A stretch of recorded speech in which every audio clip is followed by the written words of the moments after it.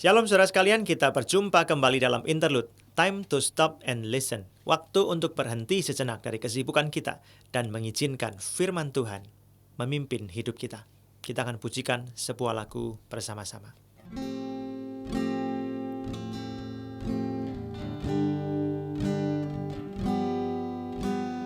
Ku bernyanyi untukmu, ya Allahku, kekasih hatiku, oh Yesusku,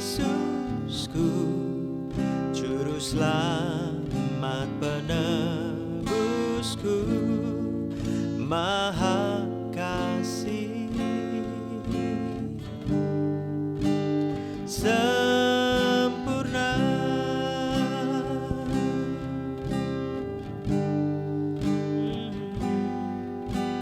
ku bernyanyi untukmu, ya Allahku, kekasih hatiku, oh Yesusku, juru selamat penebusku, maha kasih.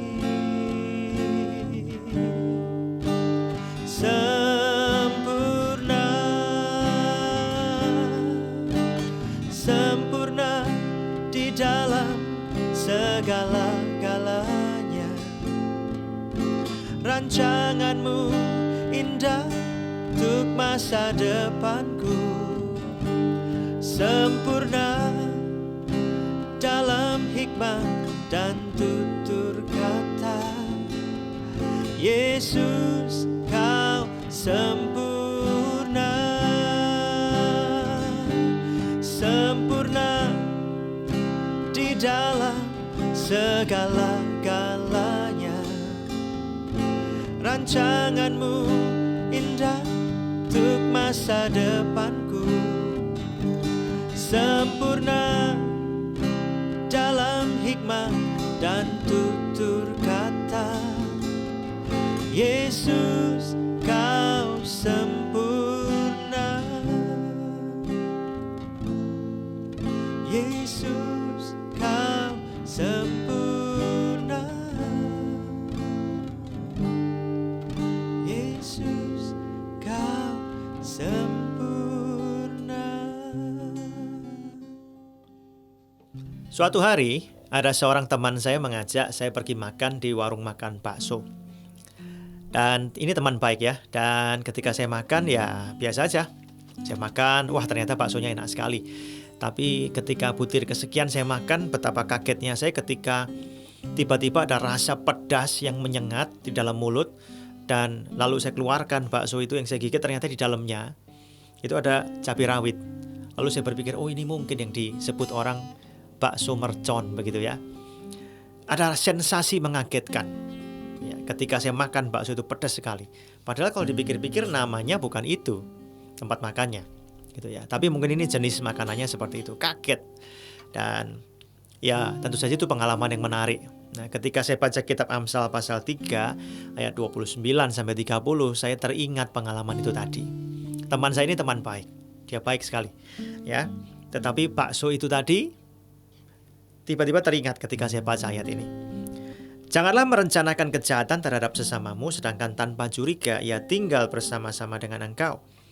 Janganlah bertengkar tidak semena-mena dengan seseorang, jikalau ia tidak berbuat jahat kepadamu.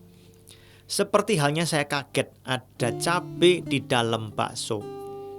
Kadang-kadang kita juga bisa kaget kan?